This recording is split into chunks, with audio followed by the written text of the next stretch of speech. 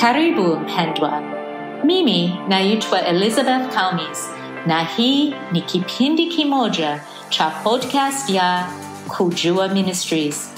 Kipindi ambacho tunasikiliza hadithi zinazozungumzia habari za wanawake na jinsi Mungu alivyojionyesha katika maisha yao. Mfululizo huu ni jinsi ya kumjua Mungu kupitia mapambano mbalimbali ya maisha.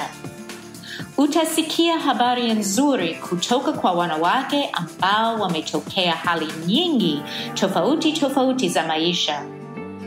Wao ni wafanyabiashara, wamama wachungaji, wanawake watetezi, wanaofanya huduma maalum, viongozi wa jumuiya, pamoja na wengine ambao wanamtumikia Mungu mahali walipo. Lakini ingawa wote wamepitia hali tofauti, vile vile wanashirikiana katika mambo mawili yaliyo makuu. Yaani, wote wameuona mkono wa Mungu katika maisha yao na wote wamekuwa waaminifu na wanampenda Mungu sana. Hapa utajifunza kutokana na uzoefu halisi wa maisha kutoka wanawake wanaomcha Mungu. Utapata kuelewa maana ya kumjua Mungu halisi na kumwona kupitia heka na changamoto za maisha. Kipindi kingine cha podcast yetu. Kipindi hiki ni kimojawapo cha mfululizo wetu wa jinsi ya kumjua Mungu kupitia matokeo magumu ya maisha. Leo nimefurahi kwa sababu nipo na dada moja rafiki yangu ambaye amerudi kufanya kipindi kingine pamoja nasi. Kwa hiyo mgeni wetu ambaye kweli si mgeni anaitwa Winnie Malalo. Karibu sana Winnie. Asante Beth, nashukuru kuwa hapa. Na tuliongea kweli mimi na Winnie tulifanya podcast kuhusu shida inayotokea watu fulani katika maisha. Shida hii tuseme inaitwa dyslexia na hakuna neno rasmi la Kiswahili kwa dyslexia kwa jinsi ninavyojua. Sijui wewe, ni kweli? Hakuna. Hakuna. Sasa. Lakini Winnie aligundua zamani kwamba mtoto wake mmoja alikuwa na shida au si shida kama hali hiyo katika maisha yake. Kwa hiyo leo tutazungumzia mambo ya dyslexia tena. Lakini kama wewe ni mara ya kwanza kusikia podcast zetu, naomba urudi nyuma, utafute nyuma katika podcast zetu kwa podcast namba 1, namba 2 na namba 3. Na sisi hapo tulikaa kwa muda kuongea jinsi Winnie alivyogundua shida hii katika maisha ya mtoto wake na jinsi alivyoanza kuwa mtetezi kwa mtoto wake na hata kwa kusaidia watu wengine kuelewa hali hii ya dyslexia. Lakini kwanza ningependa kumtambulisha Winnie zaidi. Winnie ni mama mchungaji moja katika kanisa la Crossroads Fellowship. Samahani, nimekosea kusema vizuri, lakini katika mji wa Mombasa, Kenya. Kwa hiyo yeye amekuwepo kwa miaka mingapi? 13 sasa. 13 sasa. Yeye na mume wake Duncan wana ndoa ya miaka hiyo 13. Kwa hiyo kwa miaka yote ya ndoa umekuwa mama mchungaji. Okay, sawa. Kwa hiyo yeye ana kazi hii pamoja na kulea watoto wawili ambao wanaitwa Wema, mtoto wa kiume, na Zuri, mtoto wa kike. Na ndiye Zuri ambaye amezaliwa na hali hiyo ya dyslexia. Kwa hiyo mimi ningependa kumaanisha kwanza dyslexia ni nini. Kwa hiyo sisi tutasema dyslexia ni hali ya watu inayowafanya kutazama na kuelewa sauti za lugha kwa namna tofauti, na vile vile kuona herufi kwa njia tofauti. Kwa hiyo hii ni maana kwa ujumla, lakini kuna aina tofauti za dyslexia, sindio? Kwa hiyo mimi ningependa utuelezee dyslexia ya Zuri ili tuelewe zaidi. Okay. Asante tena Beth. Nashukuru kuwa hapa tena kwa kujua hata tunaketi kwa ofisi nzuri sana. Hata sitaki kutoka hapa. Beth, utanikubali nilete kiti yangu na kabisa. Meza nihamie hapa kabisa. Karibu sana. Ukae hapa. Kama utatusaidia sisi na podcast, tutafurahi, tutakubali kabisa. Asante sana. Asante. So dyslexia ya mtoto wangu Zuri kuna aina tofauti vile Beth amesema, lakini ya mtoto wangu ni ile hafahamu letters. Letters ni herufi. Yeah. Herufi hasikii kama herufi A. Yeye hasikii herufi A kama A. Hatambui A ni ina hiyo sound ya A. So hiyo inamtatiza kama kuandika kama jina kama Beth, atatatiza, atakuwa na shida kusema bu, inasema bu. E inasema e, tu inasema tu. So hiyo ndio shida yake, lakini tumetoka mbali. Ame improve, ametia amefanya bidii. Okay. Na sasa anaweza soma, na hiyo spelling kuandika sasa ndio tuna tatizo, lakini tumetoka mbali. Kwa hiyo hali hii sitaki kusema shida, na samahani kwa wasikilizaji nilisema shida, kwa sababu si shida. Yes. Ni namna tofauti ya kujifunza, sindio? Kwa hiyo tusitumie neno hili, tutumie hali. Na hiyo hali kweli mwanzoni ulipogundua ana hali hiyo, hata kabla hujaona hali hiyo mwanzoni, sindio? Ilikuwaje mwanzoni alipoenda shuleni na hali hiyo? So alipoenda shuleni akiwa PP1 kwa Kenya, hiyo ndio inaanzia shule. Mwalimu alisema mtoto wako haelewi hizi herufi za alphabet. Akaniambia itabidi utafute mwalimu nyumbani amfunze zaidi. Mimi nikamwambia hapana, mwalimu wewe ndio unakosea, hauwezi funza mtoto wangu, wewe ndio uko na shida. So sikuwa nimeona ni mtoto wangu ako na maybe njia tofauti ya kusoma. So baadaye ndio tukiwa nyumbani juu ya COVID, kila mtu ameambiwa akae nyumbani, ndio najaribu kufunza mtoto wangu, ndio nikaelewa kweli mtoto wangu hashikanishi vitu zingine ikiwa mambo ya herufi. Lakini hizi mambo zingine anazishika vizuri sana, anaongea vizuri. Ndio dyslexia inakuwa na tatizo, because mtoto anaelewa, anaongea vizuri, ako sawa kabisa, lakini kuja kuandika na kusoma ndio anakuwa na tatizo. So mtu anasema kwa nini mtoto mwerevu anashindwa kusoma na kuandika? So hapo ndio tatizo. Lakini sisi Mungu alitusaidia tuone mapema. Kwa hiyo ulipoendelea kumweka katika shule mbalimbali, ilikuwaje? Najua uliona magumu katika au gumu tuseme katika sehemu mbalimbali. Kwa hiyo tueleze kidogo jinsi ilivyokuwa wakati ule katika shule na kwa walimu na mambo mengineyo. Okay. So tulitoa mtoto wetu kwa hiyo shule ya kwanza, tukampeleka kwa shule nyingine ya kanisa, shule ya kanisa. Tukasema hapa labda atapata usaidizi. Hapo ndio sasa mambo yakawa magumu zaidi. Walimu wanasema mtoto anajifanya, hataki kusoma. Mtoto wangu akaanza kusonga nyuma, alianza kukojoa kwa kitanda tena. Alikuwa na stress sana. Na alikuwa na miaka mingapi katika alikuwa 7 sasa. Okay. Akaanza kukojoa kwa kitanda tena, akaanza kunyonya kidole zaidi. Alikuwa nilikuwa naangalia mtoto wangu kama anaenda chini, anaendelea kwa mnyonge. Yeah. So nikaelezea walimu, wacha tujaribu tumsaidie mtoto. Lakini mtoto wangu hakuwa anapenda kwenda shuleni. Ikifika asubuhi anaanza kulia, anashikilia mlango, hataki kwenda. So ndio sasa mimi na babake tukasema wacha tujaribu shule nyingine. Tukaambiwa mpeleke kwa shule ambayo darasa iko na wanafunzi wachache. Ndio tukafanya.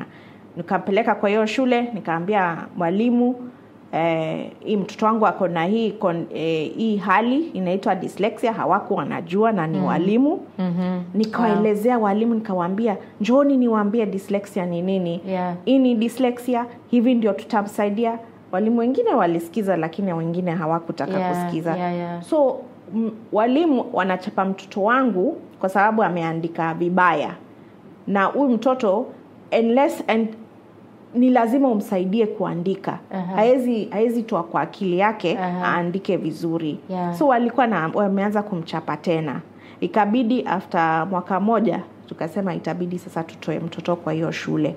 Tukaanza kutafuta shule tena.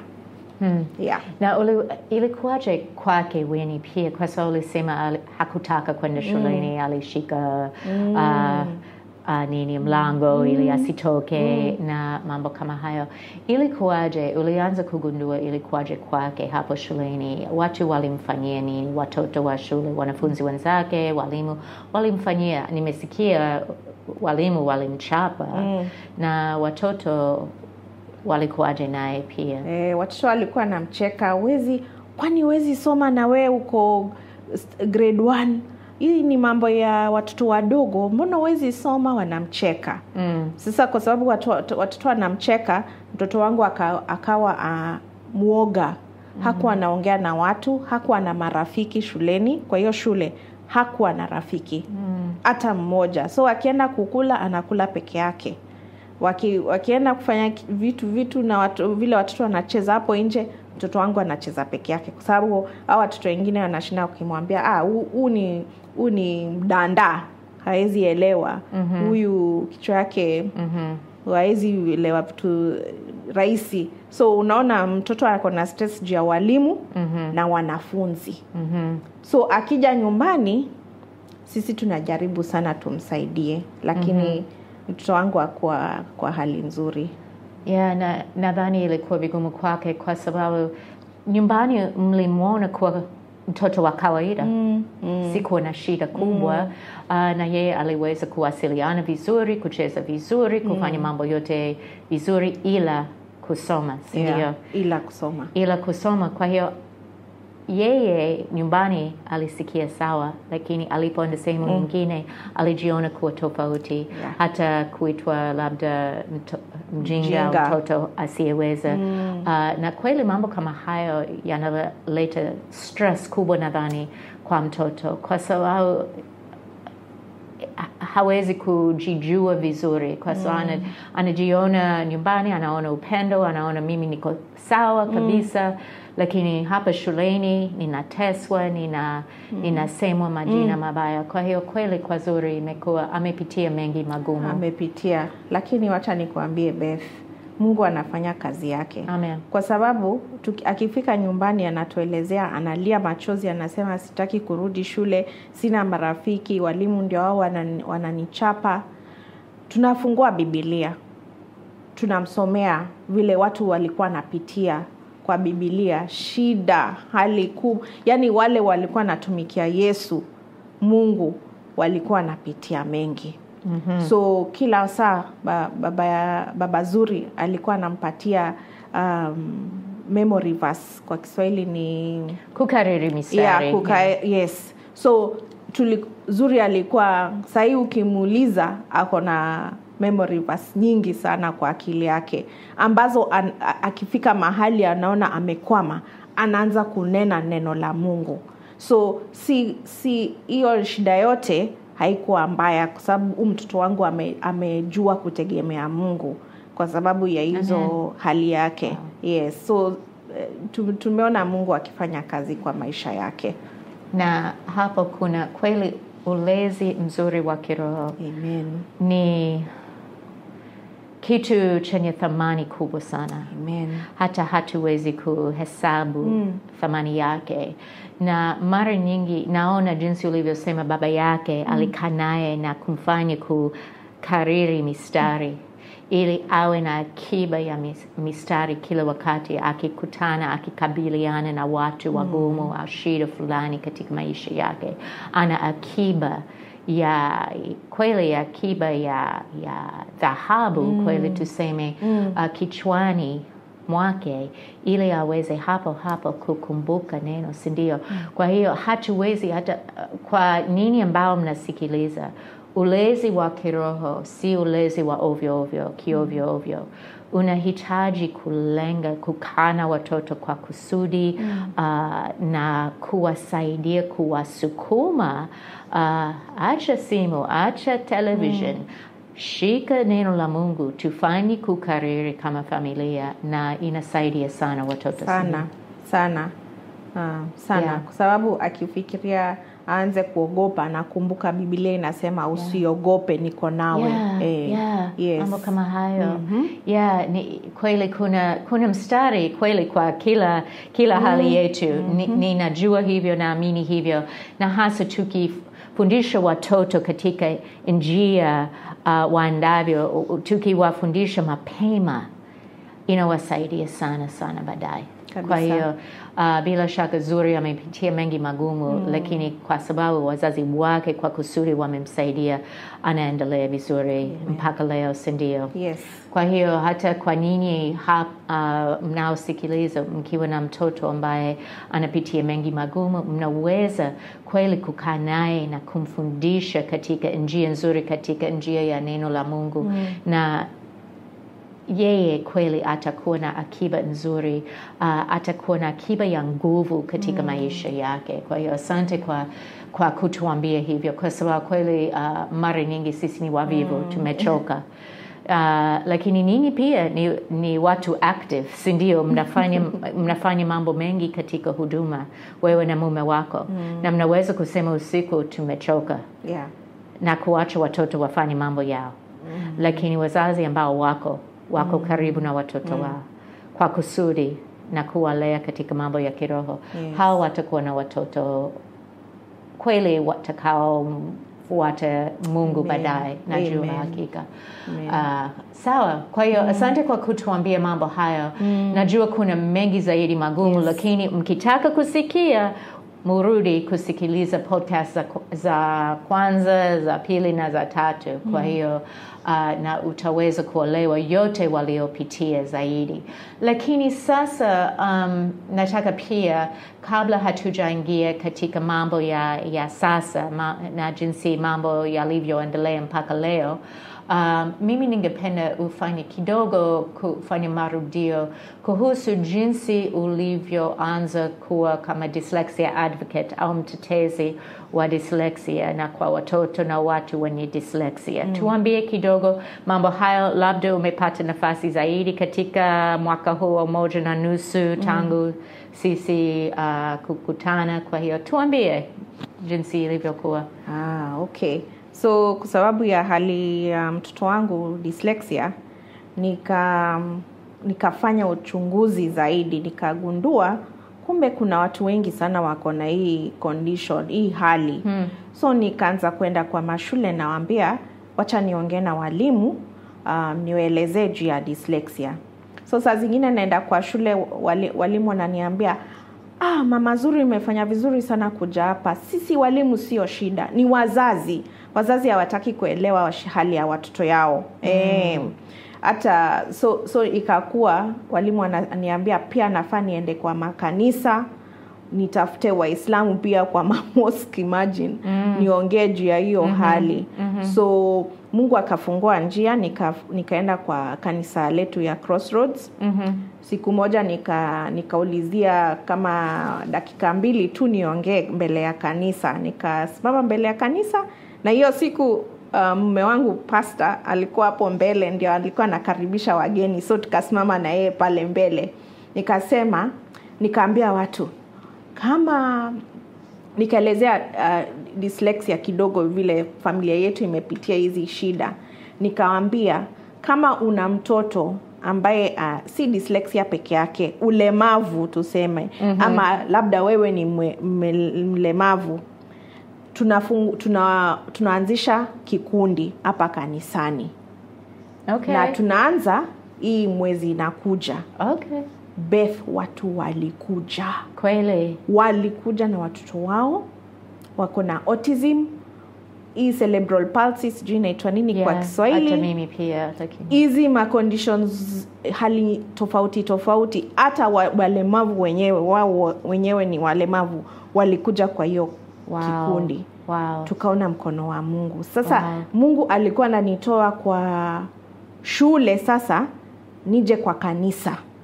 So hapo ndio sasa nimekuwa nikiongea juu ya, sasa imeacha kuwa dyslexia peke yake, sasa tunaongelea wale walemavu. Okay. Yes. Ni vizuri sana, na mimi naona kwa miaka yangu ya kuishi Tanzania na sasa hapa Kenya kwamba kawaida wazazi wakiwa na mtoto mlemavu kwa hali yoyote wanamficha zaidi au wanafanya nini naye. Nimekosea kuelewa hivyo? Umesema vizuri. Watu wanaficha watoto kwa nyumba. Wengine wanafunga na kamba, wanatoka wanaenda kazini.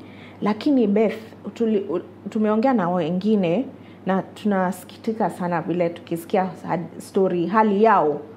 Mwanamke sana ndio mume anaona mtoto kuna ulemavu, anamwacha. Mama ameachwa na huo mtoto na labda kuna watoto wengine. Lazima wakule, waishi kwa nyumba, wengine wako shuleni.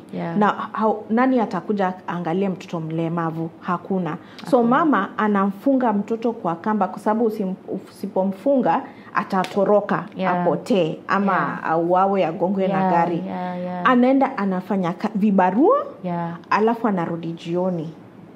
Tunaona hiyo hali watu wanapitia. Hali duni kabisa. Watu wanapitia sana. Lakini si kusema ni vizuri akimfunga kamba. No. Yes. Sio atusemi hiyo ni vizuri. Lakini kuna shida hapo nje. Lakini inaonyesha kama shida kubwa zaidi ya msingi wa fikra zetu za ulemavu. Kwa sababu kweli kama ulivyosema, akina baba wengi wanawaacha wake zao na wanaenda kupata mwingine ili wapate watoto wazima, si ndio? Alafu huyu mama ameachwa hoi bila msaada wowote. Hapati msaada kwa serikali, hapati msaada kwa ujamii. Kwa hiyo anahitaji kujitegemea katika kumlea mtoto. Kwa sababu najua kumfunga mtoto inaumiza kusikia hivyo sana. Lakini vile asipofanya kazi mtoto hatakula, mtoto hatakuwa na dawa, si ndio? Kwa hiyo kweli ni shida kubwa sana.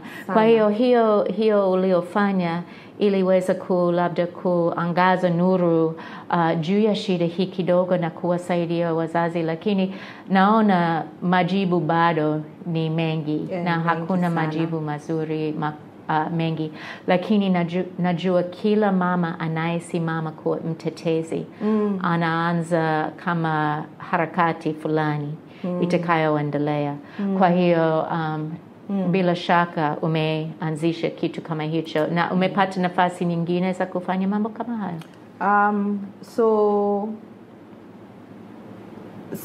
Sijapata nafasi nje ya kanisani.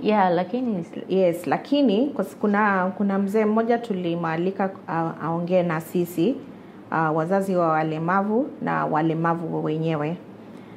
Alikuwa ametoka kwa kanisa nyingine.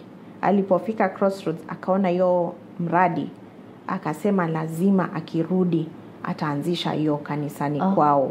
Exactly. Because wamama wengi ni sana wamama, hata ukiita mkutano wengi ni wamama. Utapata mbaba mmoja wawili lakini ni wamama. Sababu hata Biblia inasema wamama hawezi wacha watoto. Mama ananyonyesha mtoto haezi mwacha. Hatafanya. Wamama wanashikilia watoto wao. Na kwanza huo mlemavu mama anamshikilia sana. Saa zingine kwa hizo vikundi unasikiza shida za watu, tunaanza kulia machozi. Mama anabeba mtoto mkubwa wa miaka kama 14 kwa mgongo, kwa sababu huyu mtoto hawezi tembea. Serikali ndio hiyo sasa, kwanza saa hii hawapati dawa, hawapati wheelchairs, hawapati yani ni shida. Huyo mama ana shida kwa shida. So mimi na rafiki yangu ni mlemavu pia. Tulikuwa tunaangalia Marko sura ya 2 ndio nilikuwa nasoma. Hii hadithi ni wale watu walikuwa nambeba mlemavu. Yesu alikuja Kapanam.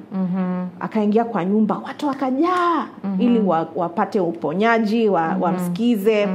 Sasa hawa marafiki wanabeba mlemavu kwa mkeka. Wakafika kwa mlango, hakuna nafasi. Wakapanda kwa roof inaitwa nini? Paa. Wakapanda. Ukijaribu kufikiria kubeba huyo mtu, walimpandisha. Pamoja na kupanda wenyewe walimpandisha. No, mimi siwezi hata ninaposoma habari hii kwenye Biblia nasema walifanyaje sijui. Walijaribu sana. Wao wali-sacrifice. Hiyo ni walijitolea kabisa. Walitaka rafiki yao akutane na Yesu, rafiki yao apate uponyaji. Wakafika juu, wakaanza kuchimba. Sasa Yesu ako pale chini, anaongea na watu wengine. Watu wako pale juu wanachimba. Si wanasumbua watu. Bila shaka matofali ya nini, mavumbi yalidondoka nini. Kabisa, lakini wao wanaendelea. Paka wakamaliza, wakamshukisha. Kitu ya kustaabisha kabisa, tulikuwa nasoma na rafiki yangu. Wakati Yesu alimuona, alifurahia juu ya amani yao. Lakini hakuponya huo mtu kwanza. Alimsamehea dhambi. So his greatest need, tarajio yake, hitaji lake lililokubwa zaidi ilikuwa dhambi yake isamehewe. Kabisa. So tulipata Mungu, tukasema sisi ambao si walemavu tunaweza shikilia walemavu wenzetu hivyo tuwapeleke kwa Yesu. Kwa sababu on top of kupata hiyo uponyaji ya miguu, ya bongo, whatever, wanahitaji uponyaji wa Yesu. So hivyo ndio sasa tunashikilia hivyo. Tunasema sisi ndio wale tunashika watu walemavu, wa mama, wa baba, watoto walemavu, tunawapeleka kwa Yesu. Amina. Nitawasomea mstari huo. Najua tulipanga kusoma mstari baadaye, lakini nadhani hapa sasa kwa sababu ni nzuri. Alisema Marko mlango wa 2, na hapa kwenye mlango wa 2 unaweza kusoma hadithi yote, lakini au habari hii yote. Lakini kwenye Marko mlango wa 2 mstari wa 5 inasema, naye Yesu alipoiona imani yao akamwambia yule mwenye kupooza au mlemavu, mwanangu, umesamehewa dhambi zako. Ni vile vile kama ulivyosema. Hakusema inuka na tembea. Hakufanya hivyo hapo. Kwa hiyo hata huyu mlemavu alijua shida yake kubwa, iliyo kubwa ni dhambi yake, sio ulemavu wake. Shida ya sisi sote ni hiyo. Si ndio? Ni hiyo, Beth. Kwa hiyo asante. Kwa hiyo sisi sote tujue hivyo. Hata kama mimi nina mwili mzima kabisa, ninatembea na kukimbia vizuri sana, mtoto wako ni hivyo, bado mtoto wako ni mlemavu wa kiroho. Na huyu ulemavu wake wa kiroho ulizidi ulemavu wake wa kimwili. Na hii ni hali ya sisi sote tulipozaliwa. Kwa hiyo tusisahau hivyo kama wazazi, kujali hali ya roho za watoto wetu. Bado wana roho ya ulemavu, ni walemavu wa roho labda niseme, au wameokoka. Mambo hayo, wamesamehewa dhambi zao, wanamjua Yesu kuwa mwokozi wao wa dhambi. Kwa hiyo mambo hayo ni muhimu kuliko dyslexia, kuliko cerebral palsy, kuliko ulemavu mbali. jambo hilo, ulemavu wa kiroho ni shida kubwa sana zaidi. Kwa hiyo asante kwa picha hii, inasaidia inatusaidia sisi kukumbuka yaliyo muhimu. Lakini endelea kutuambia, kwa hiyo umeanzisha hiyo kama semina au nini kanisani kwako, kuwafundisha wazazi, sindio, na kusikia habari zao. Lakini sasa mwingine amechukua wazo hile. Kwa hiyo kweli naona ni wazo zuri sana. Na ni wazo ambalo labda watu wengine waanze kufanya mambo kama hayo, waanze kujifunza mambo ya ulemavu na jinsi ya kuwasaidia watu. Lakini kama ulivyosema, jambo la kwanza katika hayo yote, katika miradi yote, ni mambo ya kiroho. Amen. Kwa hiyo nimefurahi kuona kwamba umemweka Yesu kwanza. Amen. Na shida zetu za dhambi kuwa jambo la kwanza la kuzingatiwa kabla ya shida za mwili. Kwa hiyo au hali za mwili. Kwa hiyo asante. Kwa hiyo nataka pia sasa, kweli sababu ya kukurudisha hapa ilikuwa kuongelea jinsi ilivyo sasa kwa Winnie. Si Winnie, ni wewe Winnie, Zuri. Zuri ni mtoto wako. Wewe ni Zuri. Samahani. Lakini nataka tuongelee mambo hayo ya jinsi ilivyo sasa. Najua tangu tulipokutana mwaka jana, na kweli imekuwa kama tulivyosema mwaka 1.5. Right. Mambo yametokea, labda mambo mengine, maendeleo, au labda changamoto zaidi. Kwa hiyo tuambie kidogo jinsi ilivyo sasa kwa Zuri, jinsi ilivyo sasa katika familia yenu, shuleni, kwa walimu na mambo mengineyo. Okay, asante.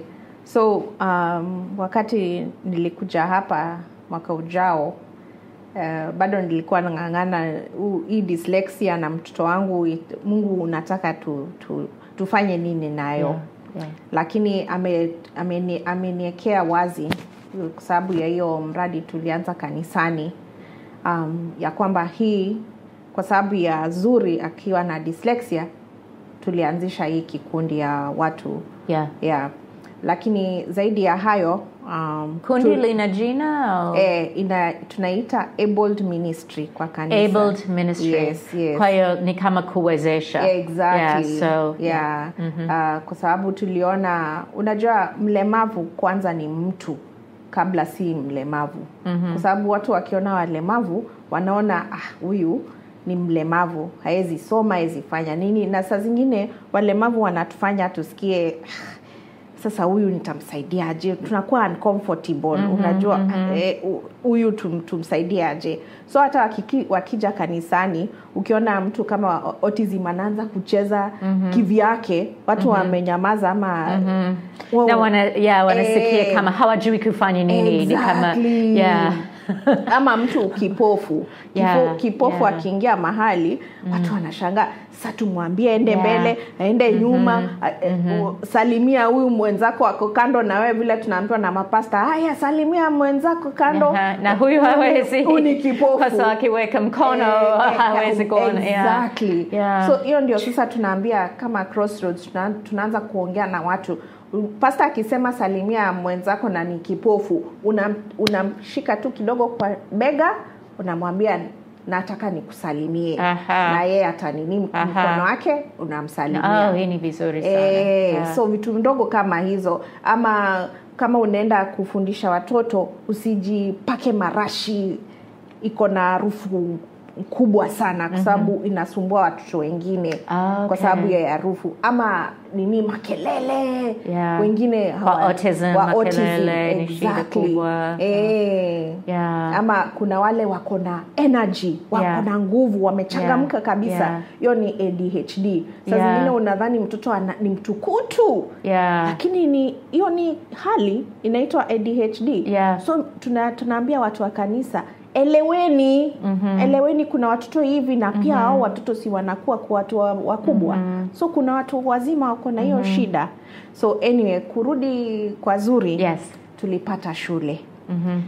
Mwanzoni tulikuwa hatutaki kumpeleka kwa hiyo shule. Inaitwa Olivine. Hiyo shule ilikuwa ya pesa juu sana. So tuliona mama mwenye shule anapenda watoto sana, na pia mtoto wake ako na dyslexia. Lakini tukiona hiyo school fees, tunajiambia kweli tutalipa aje? So kwa hii shule nyingine wakamchapa mtoto wetu tena. Kwa sababu sijui kuweza kumaliza vitu zingine, maandishi zingine, na kwa sababu ya dyslexia. Na tushaambia walimu mtoto ana dyslexia, jaribu ufanye hivi tofauti nini. Walimu hawataki kusikia, wakachapa mtoto wangu. Mtoto anarudi nyumbani akilia. Nikarudi shuleni nikamwambia, nikauliza, please, tumeongea, kwa nini mnafanya hivi? Hawakuongea vizuri. Mimi na baba zuri tukasema tutoe mtoto wetu kwa amani, kwa imani ya Yesu. Kila kitu inatoka kwake. Tukampeleka Olivine. Tukalipa hiyo school fees. Ikabidi hata tuchukue loan. Ilikuwa hivyo kubwa, na tukimtoa tunatoa ndugu yake pia. Hatumtoi peke yake. Tukawapeleka. Tukalipa term 3. Term ya 3 huyu mwenye shule akatuambia, unajua nini pastor? Nataka kutoka next year, sasa hii term inakuja, usilipe school fees. Wewe lipa tu chakula na clubs. Tulilia machozi kwa sababu hatukuwa na school fees ya the next term. Alafu tunaanza kufikiria tunatoa mtoto wetu kwa hiyo shule. Alikuwa anza saizi yako na marafiki. Ameanza kusoma, amefunguka, anapenda shule. Alafu tunaangalia tunaona, Mungu hatuna pesa za kulipa. Huyu director anatumia pastor message, kutoka next time msilipe school fees, lipa tu chakula na clubs. Mungu apewe sifa. Mungu apewe sifa kubwa sana. Tulishukuru Mungu. Tukasema kama si Mungu kweli, vile anatuambia kwa Matthew, do not worry about what you will eat and drink. Hiyo Mathayo utapata hiyo. Kweli Mathayo 6 nadhani. Sijali. 6:32 ama ni 20 something. Vile anatuambia umeipata. Kwa sababu hiyo nawaambie, bieni msisumbukie maisha yenu. Mle nini au mnywe nini, wala miili yenu mvae nini. Maisha je, si zaidi ya chakula, na mwili zaidi ya mavazi? So Mungu akafungua njia. Na sasa Mungu take care, alishughulikia, alimlinda, alishughulikia mambo ya shule. Sasa tumepata shule, mtoto wetu anaendelea vizuri. Walimu sasa kuja kwa mtihani, kwa sababu mtihani ikifika wakati wa mtihani mtoto wetu analia, anauliza, anaanza akiomba akisema, Mungu, kwa nini ulinipatia dyslexia? Nitolee dyslexia, nitolee, sitaki. Mtoto anaomba hivyo. Tukamwambia, mama, Mungu alikuchagua kwa sababu zake. Na Mungu ni mzuri. Mungu si mbaya. Sasa kwa shule wanamsomea kama ni exam, mtihani, wanamsomea, yeye anapea jibu na wanaandika jibu. Na hiyo serikali imekubali. So anafanya mtihani zake hivyo sahi. So mtoto wangu amefunguka. Mtoto wangu ameanza kusoma. Mtoto wangu ako kwa hali tofauti vizuri. So tunashukuru, tunapea Mungu sifa. Zote ni Mungu. Ni kazi ya Mungu. Habari hii ni nzuri sana. Kweli tuseme asante Mungu kwanza kwa jinsi alivyomjali Zuri na jinsi alivyowajali nyinyi. Podcast hii imeletwa kwako na Kujua Ministries. Kwa kusikiliza vipindi vipya, tafadhali fuata podcast yetu. Kwa habari za ziada na ufikiaji wa nyenzo za kujifunza Biblia kwa wanawake bila malipo, tembelea tovuti yetu kwa kujuaministries.com. Tena ni kujuaministries.com. Au pakua program kwa app yetu. Asante kwa kusikiliza leo na Mungu akubariki.